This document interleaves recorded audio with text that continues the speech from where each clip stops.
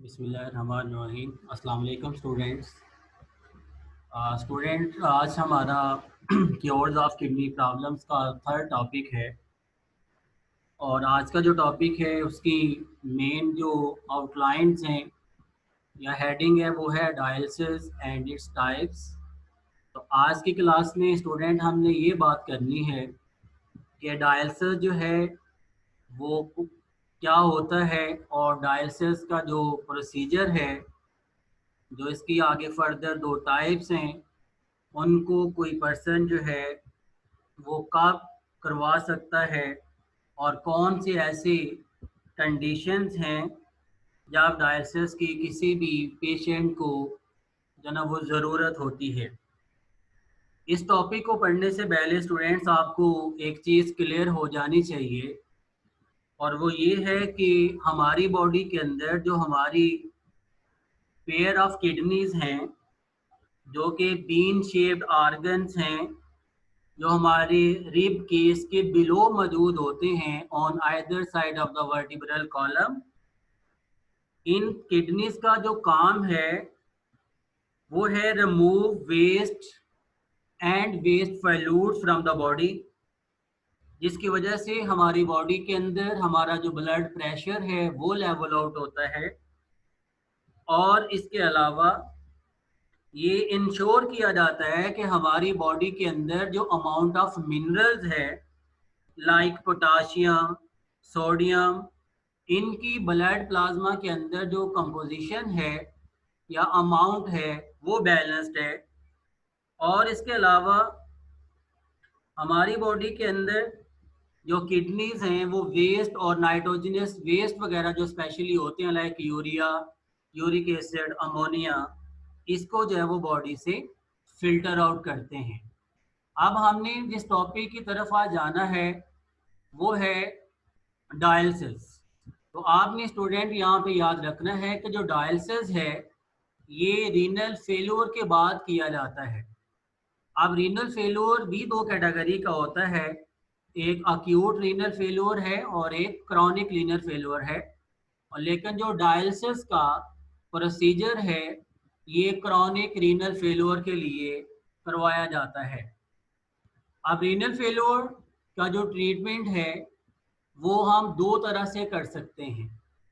Either chronic renal failure अगर है तो उसका जो ट्रीटमेंट है वो हम डायलिसिस के ज़रिए कर सकते हैं, या और डायलिसिस ये याद रहे आप लोगों को कि डायलिसिस एक टेम्पररी मेजर है, ये एक परमानेंट ट्रीटमेंट नहीं है। अगर किसी कोई पर्सन जिसकी किडनी जो है एंड स्टेज या यूरेमिया की स्टेज में चली गई है तो देन फिर उसको एक परमानेंट ट्रीटमेंट चाहिए, that is the kidney transplant. तो यहाँ हम डियर स्टूडेंट आज जो बात करेंगे वो सिर्फ हम डायलिसिस पे बात करेंगे कि डायलिसिस जो है वो होता क्या है। तो स्टूडेंट आपने याद रखना है कि dialysis is a treatment that takes over your kidney. ये ऐसा ट्रीटमेंट है जिसने हमारी किडनी के फंक्शन को टेक ओवर करना होता है। इफ अगर हमारी जो किडनीज हैं वो अपनी जॉब परफॉर्म नहीं कर रही, हमारे ब्लड से वेस्ट मटेरियल को फिल्टर नहीं कर रही, तो देन फिर डायलिसिस को परफॉर्म करना पड़ता है। अब आगे हमने फर्दर पढ़ना है कि जो डायलिसिस है जिसको हम क्लीनिंग ऑफ ब्लड भी कहते हैं, तो ये क्लीनिंग ऑफ ब्लड कैसे करता है। तो स्टूडेंट इसका जो मेन प्रिंसिपल है वो आपने याद रखना है कि फर्स्ट पॉइंट मैंने यहाँ पे मेंशन किया है artificial semipermeable membrane.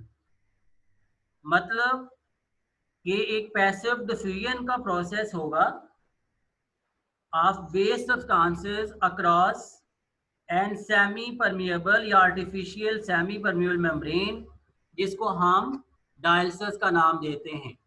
Dialysis को हम क्लीनिंग ऑफ ब्लड कहते हैं।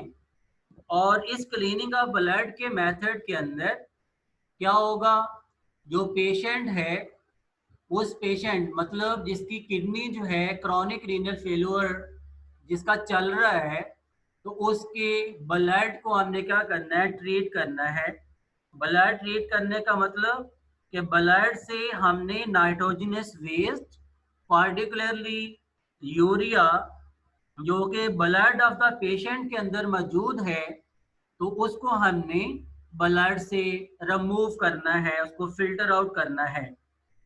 अब थर्ड पॉइंट आपने इसके बारे में याद रखना है कि डायलिसिस का मतलब जो है क्लीन का ब्लड होता है, कि ये ब्लड को क्लीन कर सकता है। और ये ब्लड की जो क्लीनिंग है ये दो तरह से कर सकता है। फर्स्ट ऑफ ऑल, एक आर्टिफिशियल किडनी है जिसके ज़रिए ये क्लीनिंग कर सकता है, और इस आर्टिफिशियल किडनी का हम जो नाम सेकंड नेम है वो हम बोलते हैं डायलाइज़र। तो फिर इसके लिए एक डायलाइज़र यूज़ किया जाएगा जिसके अंदर बहुत सारी सेमी परमिएबल मेम्ब्रेन होती हैं जिनके अंदर ब्लड फ्लो कर रहा होता है, और उसके बाहर की जो स्पेस है उस स्पेस में फिर डायलिसिस फ्लूइड फ्लो कर रहा होता है। अब इसकी वर्किंग हम नेक्स्ट जो है ना वो पढ़ेंगे। तो फर्स्ट आपने याद रखना है कि ब्लड की जो क्लीनिंग है ये आर्टिफिशियल किडनी डायलाइज़र को यूज़ करके की जा सकती है या फिर विद इन अब्डोमिनल कैविटी की जा सकती है। अब ये स्टूडेंट आपने एक चीज़ याद रखनी है कि हमारा जो अब्डोमन है इसके अराउंड एक थिन मेम्ब्रेन होती है जिसको हम पेरिटोनियम का नाम देते हैं।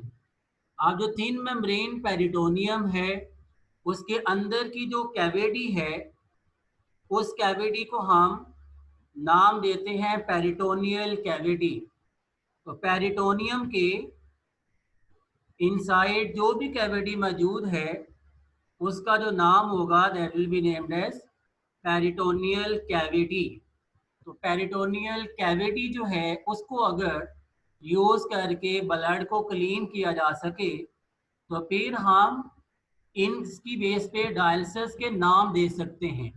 मसलन अगर ब्लड की जो क्लीनिंग है वो आर्टिफिशियल किडनी लाइक डायलाइज़र को यूज़ करके होती है तो फिर इसको हम स्टूडेंट हीमोडायलिसिस कहते हैं। और अगर विद इन अब्डोमेन जो पेरिटोनियम के इनसाइड पेरिटोनियल कैविटी है उसको अगर यूज़ करके हम ब्लड को क्लीन करते हैं तो इस डायलिसिस का जो नाम है फिर वो होगा पेरिटोनियल डायलिसिस। तो याद रहे कि यहाँ हमने बात करनी है कि हमारे पास दो तरह के डायलिसिस हैं जो परफॉर्म किए जा सकते हैं, जिनमें फर्स्ट आपने याद रखना है अगर डायलाइज़र हम यूज़ कर रहे हैं तो फिर वो है हीमोडायलिसिस, और अगर हम पेरिटोनियल कैविटी को यूज़ कर रहे हैं तो फिर उसका जो नाम है वो होगा पेरिटोनियल डायलिसिस। अब दो टाइप होगी हमारे पास डायलिसिस की, किसकी बेस पे आई हैं, जिस तरह का हम स्ट्रक्चर जो है वो यूज़ कर रहे हैं उसकी बेस के ऊपर डायलिसिस की दो कैटेगरी के नाम होते हैं। अब एक और चीज़ यहाँ आपने याद रखनी है कि कौन सा ऐसा पेशेंट है, कौन सा ऐसा पर्सन है जिसको डायलिसिस की ज़रूरत होती है। मतलब हमने यहाँ पे ये पढ़ना है कि हमारे पास कौन सा ऐसा पेशेंट है हु नीड्स डायलिसिस, कौन सा ऐसा पेशेंट है जिसको डायलिसिस की ज़रूरत होगी। तो आपने स्टूडेंट याद रखना है एक ऐसा पेशेंट जिसकी बॉडी के अंदर किडनी डिजीज़ जो है वो बहुत सीवियर हो जाए और एक ऐसा पॉइंट क्रॉस कर जाए कि उसकी बॉडी का जो फंक्शन है वो मेंटेन नहीं हो पा रहा, तो फिर उसको डायलिसिस की ज़रूरत है। अब डायलिसिस कब होगा, पेशेंट की बॉडी में उसकी सिम्टम्स क्या होंगी, तो आपने याद रखना है कि डायलिसिस उस वक्त स्टार्ट किया जाएगा कि जब लैब टेस्ट के ज़रिए या पेशेंट की बॉडी के अंदर जो टॉक्सिक लेवल है ब्लड के अंदर उसके सिम्टम्स ज़ाहिर होना शुरू हो जाएंगे। जैसे किडनी फेलोर के जो सिम्टम्स हैं वो नॉजी है, मतली आना, ठीक है, उसके अलावा फटीग है, थकावट हो जाना, स्वेलिंग है, हैंड्स और फीट जो है इनमें सोजश हो जाती है। और अगर ये सिम्टम जो हैं वो एज के साथ एनर्जी लेवल और ओवरऑल हेल्थ जो है उस पर्सन की नॉर्मल नहीं रह रही, तो फिर उस पर्सन को डायलिसिस करवाना ज़रूरी हो जाता है। अब हम ये बात कर रहे हैं कि डायलिसिस की ज़रूरत जो है वो किसको होती है, वो हमने देख ली। अब हम डे स्टूडेंट देखते हैं कि डायलिसिस की जो टाइप्स हैं वो क्या होती हैं। आपने याद रखना है कि डायलिसिस में जो हम आर्टिफिशियल किडनी डायलाइज़र को यूज़ करते हैं या पेरिटोनियल कैविटी को यूज़ करते हैं, तो ये सेम उसी तरह नाइट्रोजनस वेस्ट को बॉडी से रिमूव करवाते हैं जिस तरह हमारी एक हेल्दी किडनी जो है वो वर्क कर रही होती है। अब फर्स्ट हम बात करते हैं टाइप्स ऑफ डायलिसिस की। मैंने ऊपर अभी आपको बताया कि डायलिसिस जो कि क्लीनिंग ऑफ ब्लड है, इसको आर्टिफिशियल किडनी डायलाइज़र के थ्रू करवा सकते हैं। तो इसकी फर्स्ट कैटेगरी होगी हीमोडायलिसिस, जिसमें हम क्लीनिंग द ब्लड करेंगे और उसमें एक आर्टिफिशियल किडनी को यूज़ किया जाएगा जिसका नाम है डायलाइज़र। आपने ये चीज़ याद रखनी है कि ये जो डायलाइज़र है, इस डायलाइज़र ने वर्क करना है किसके तौर पर, जस्ट लाइक अ आर्टिफिशियल किडनी। जिस तरह हमारी किडनी के अंदर ग्लोमेरुलस के पार्ट पे फिल्ट्रेशन होती है, इसी तरह इस डायलाइज़र के अंदर सेमी परमिएबल मेम्ब्रेन जो हैं वो अटैच होती हैं। अब सेमी परमिएबल मेम्ब्रेन्स जो इसके अंदर लगी होती हैं वही बेसिकली इसके फिल्ट्रेशन के प्रोसेस को करवाती हैं। तो हीमोडायलिसिस डायलाइज़र की वजह से पहली जो है वो कैटेगरी होगी।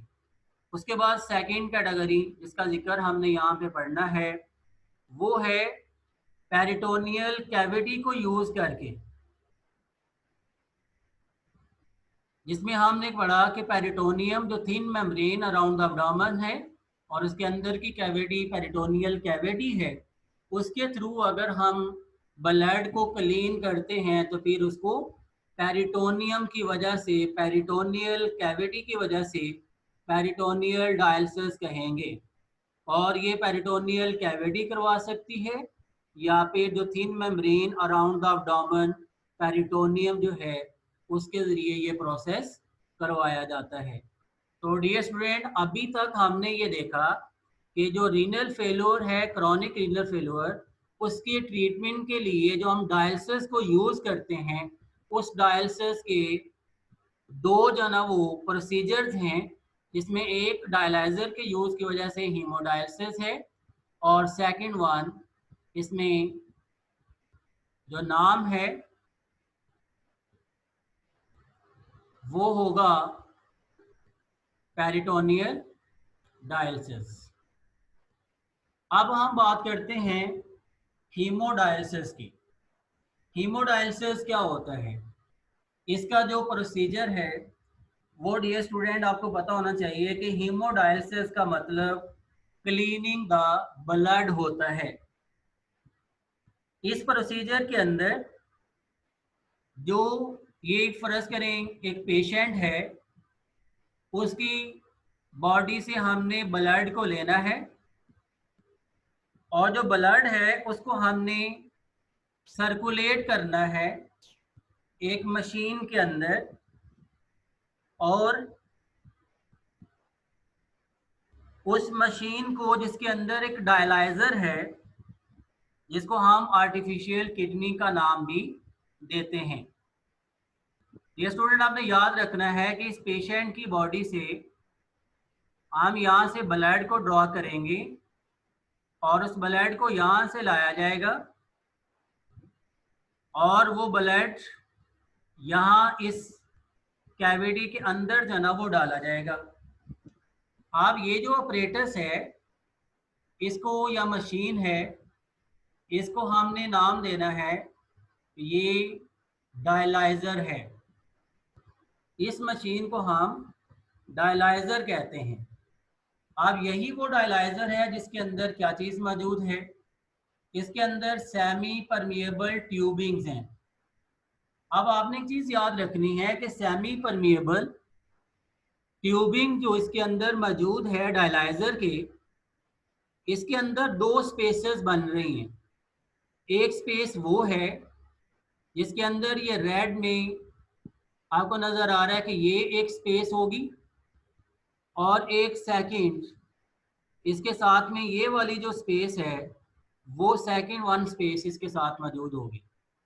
आप दो स्पेसेस जो इसके अंदर मौजूद हैं, एक स्पेस में ब्लड सर्कुलेट कर रहा होता है और दूसरी स्पेस के अंदर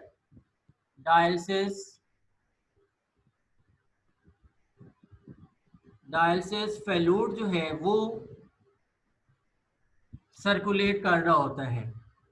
अब हमने इसमें किया क्या, ये जो पेशेंट का ब्लड है उसको हमने लिया और उसको एक मशीन के अंदर, जिसको हम डायलाइजर कहते हैं, उसके अंदर लाया। इस डायलाइजर में सेमी परमिएबल ट्यूबिंग्स हैं जिसकी दो स्पेसेस हैं। ट्यूबिंग के अंदर वाला जो स्पेस है वहाँ ब्लड सर्कुलेट कर रहा है, और ट्यूबिंग के बाहर जो है वो डायलिसिस फ्लूइड जो है वो कर रहा होता है। और ये डायलिसिस फ्लूइड खुद जो है वो फ्रेश डायलिसिस फ्लूइड इस डायलाइजर के अंदर डाला जाता है। अब जो ब्लड है, इस ब्लड के अंदर जो भी वेस्ट मटेरियल होगा, उस वेस्ट मटेरियल ने via the process of osmosis blood से बाहर जो ना वो फिल्टर कर जाना है डायलिसिस फ्लूइड के अंदर। अब जब ये ब्लड के अंदर से नाइट्रोजनस वेस्ट निकल कर डायलिसिस फ्लूइड के अंदर आ जाएंगे, तो ये फ्रेश डायलिसिस फ्लूइड फिर यूज्ड डायलिसिस फ्लूइड होगा, वेस्ट डायलिसिस फ्लूइड होगा। तो इस डायलिसिस फ्लूइड को जो ना वो ज़ाया कर दिया जाएगा। और ये जो सेमी परमिएबल ट्यूबिंग्स हैं, इसके अंदर जो ब्लड है, क्योंकि इसमें से नाइट्रोजनस वेस्ट वगैरह जो है वो बाहर रिमूव हो गए, तो ये ब्लड क्लीन होने के बाद इस ब्लड को यहाँ इस ट्यूबिंग के अंदर से दोबारा डायलाइजर से दोबारा इसको वापस पेशेंट की बॉडी के अंदर लाया जाता है। अब आपको इसके प्रोसीजर का समझ आया कि हीमोडायलिसिस एक क्लीनिंग द ब्लड है। इस प्रोसीजर में हमने ब्लड को सर्कुलेट किया डायलाइजर के अंदर, और जिसको हम आर्टिफिशियल किडनी भी कहते हैं। ये जो डायलाइजर है, जिसका नाम किडनी मशीन भी हो सकता है, that work on the same principles as in the kidney for the removal of nitrogenous waste and excess water from the blood.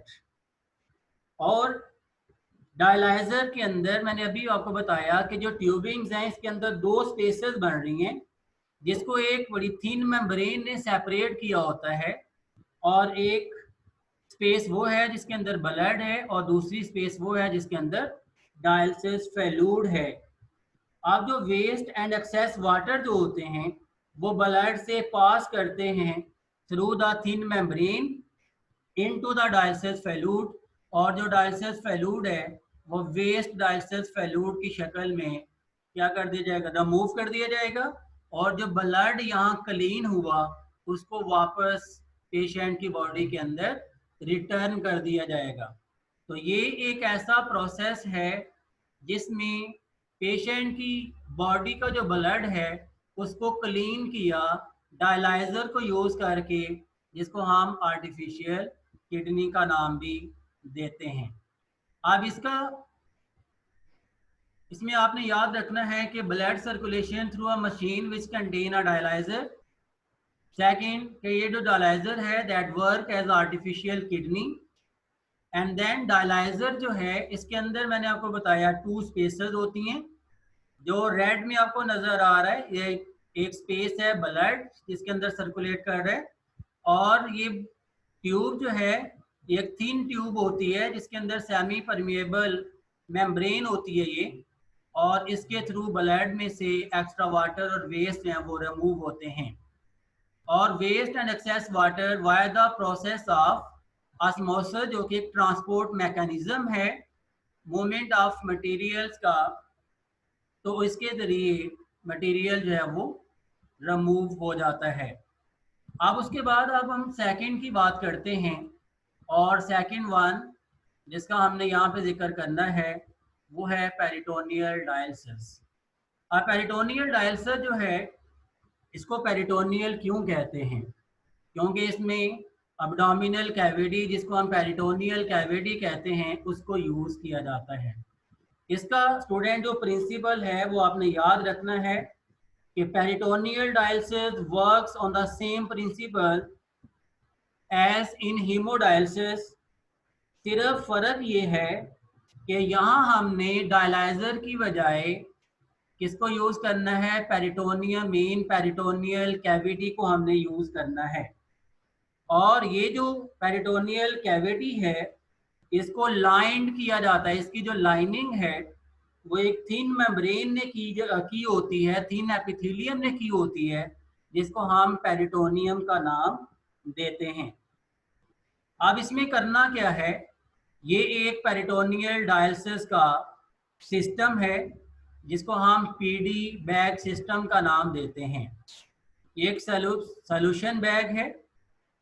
अब आपने याद रखना है कि ये जो सॉल्यूशन बैग है ना, इसके अंदर से फ्रेश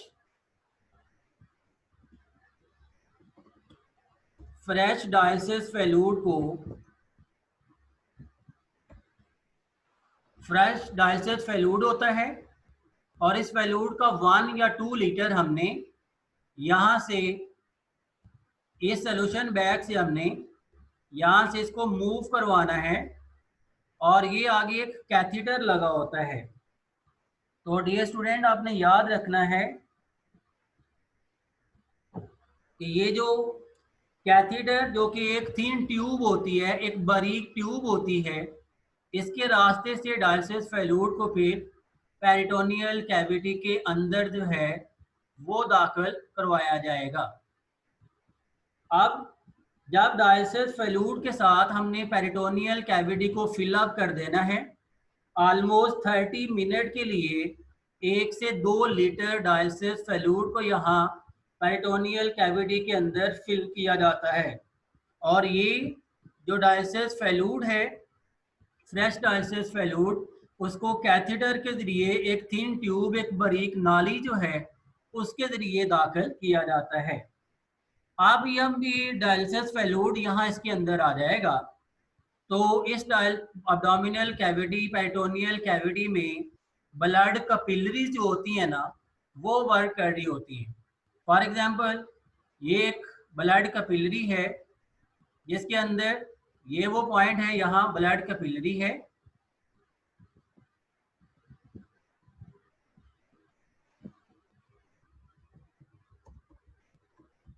अब इस ब्लड कैपिलरी में ब्लड है, और ब्लड के साथ यहाँ पे वेस्ट जो होते हैं, वेस्ट मटेरियल जो होता है वो यहाँ पे मौजूद है।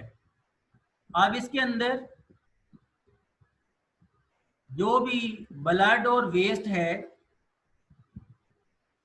जो सर्कुलेट कर रहा है ब्लड वेसल्स के अंदर, अब यहाँ इसके बाहर ये वाली जो साइड है